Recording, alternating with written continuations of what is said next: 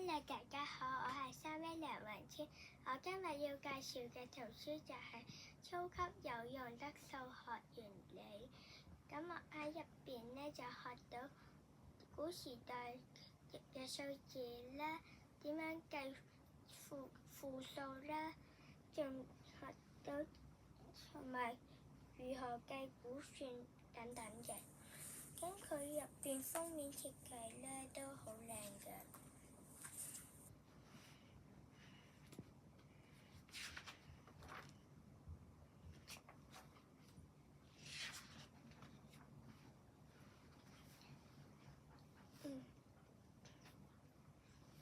咁我今日嘅分享咧就嚟到呢度，多謝大家。